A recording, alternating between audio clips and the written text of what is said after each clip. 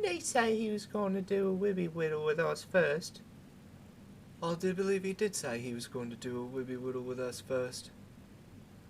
Well, I think we should cut him. I think that sounds brilliant.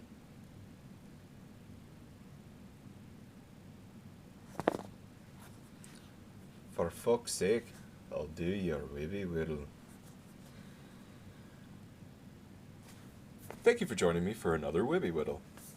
Today I'll be going over the Kershaw Own It gift set. I purchased this knife about a year ago. We'll say about 15 months ago. Here's why I bought it. I bought this knife because I was in California and I needed a pocket knife. I'd flown to California, was unable to take my regular pocket knife with me, and I only took carry-on luggage, so just by chance we got there and ended up, the people that we were with needed to go by Walmart, so I thought I'd check out and see what was there, and this knife was what I found. I bought it because it has an all steel handle. I also bought it because it has the Kershaw Speed Safe assisted opening technology inside of it. Not specifically because it was the Kershaw blah blah blah, but because it had an assisted open. I did kind of buy it a little bit for this. I thought this thing was sort of neat. It didn't look particularly useful at the time. They label this as a multi-tool in the set. I do currently use it in my truck because my seatbelt latch is very gnarly, and if I were to ever get into an accident, I keep this attached to my dashboard so that I can rapidly cut my seatbelt open and escape from danger. The kit also came with a flashlight, which I sort of bought it for because I do like flashlights. It was a simple, just round pocket style flashlight about that big. LED, click on, click off. I don't think it had high-low or strobe or anything. And then the set also came with a dog tag that said "Own It" on it, which is the name of the set again, with a ball chain, kind of like a standard dog tag that would be issued. All in this, with the flashlight, I believe, was just like anodized black aluminum. This stuff is all called black wash, and that's why the knife is a 1304 BW, printed on the blade, BW standing for black wash, I'm guessing. The flashlight itself, like I said, was pretty boring, and the dog tag is just marketing wank.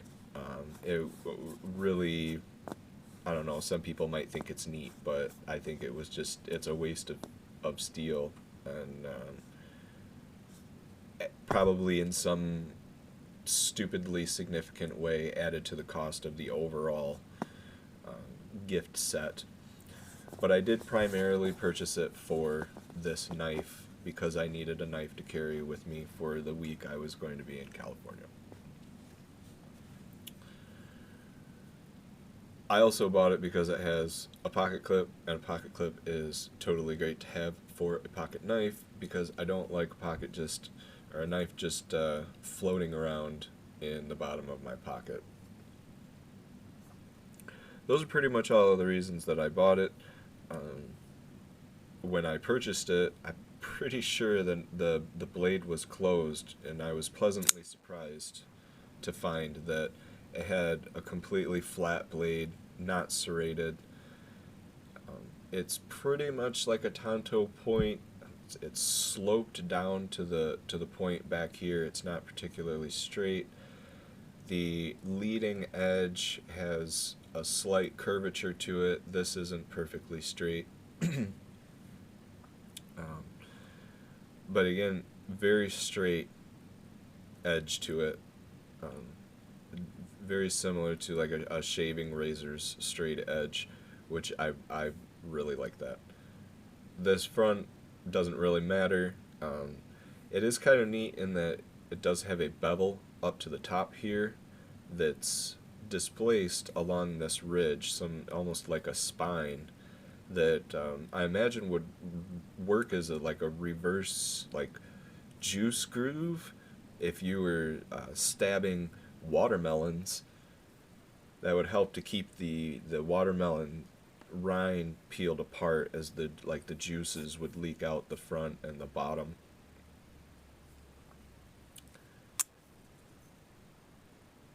What I don't like, not a lot. I don't like that the knife itself is designed to be forced tip up carry. I would like to be able to carry it. I'm sorry, that's backwards. It's forced for tip down, and I prefer tip up. I like the knife to be positioned in my hand like this. You see how I just got my hand ninja style out of the way real quick because I'm a dumbass. I prefer the knife to be positioned down in downward fashion as I'm pulling it out of my pocket, as opposed to the upward fashion, which I then need to rotate around and activate the flipper. Because on this knife I discovered through a bit of lack of musculature and the somewhat high placement of the thumb studs, I have difficulty opening it and then getting clear of the blade before it opens. So I'll often get only a half open, or it'll come close but not activate the locking mechanism and then not actually be locked. So for me, I don't like the thumb studs. They're useless. I'm not really sure why I didn't just crank them off. Part of that could be because I don't really like take care of my knives. There's pocket lint built up in this thing and I put this in my pocket every single day.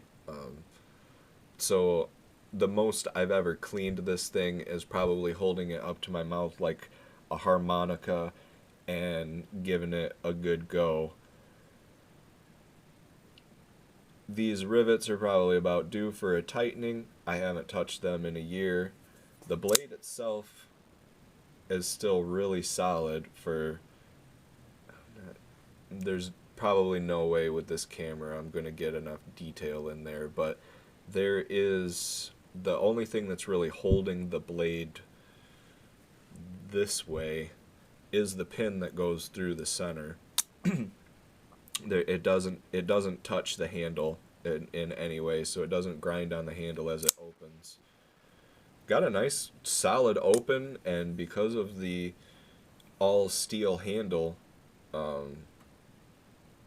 that kind of is like a recoil reducer for it as the somewhat heavy thick blade does come out with its pop. Thanks everybody for watching. Have a lovely afternoon.